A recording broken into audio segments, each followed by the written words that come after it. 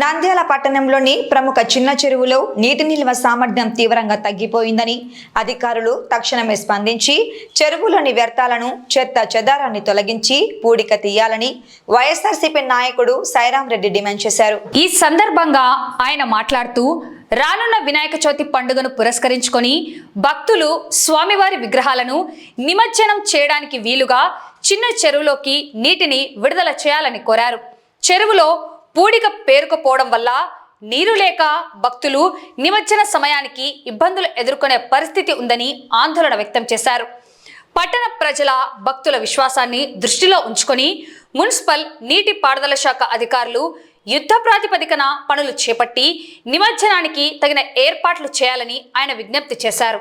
అందరికీ నమస్కారం. చెరువులో ఇప్పటికే నీటి మట్టం పూర్తి స్థాయిలో తగ్గిపోయినడం మనం గమనిస్తున్నాం.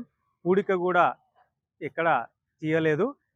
భవిష్యత్తులో మనకు అతి సమీపంలో వినాయక చవితి పండగ ఉంది కావున నిమజ్జనానికి దేవునికి ఎటువంటి ఆటంకం కలగకుండా మున్సిపల్ అధికారులు పూర్తి స్థాయిలో పూడిక తీసి నీటిని పూర్తి స్థాయిలో నింపాలని, మనకు వినాయక చవితికి ఎటువంటి ఆటంకాలకు కలిగకూడదు.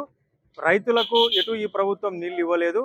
కనీసం ఇటువంటి పండగలకు కూడా నీళ్లు ఇవ్వకుండా ఉండకూడదు. ఖచ్చితంగా నీళ్ళు ఇవ్వాలని, నీళ్లు పూర్తి స్థాయిలో ఇవ్వని పక్షంలో ఆ దేవుడు కూడా మిమ్మల్ని క్షమించాలని చెప్పేసి కూడా మేము కోరుకుంటున్నాం.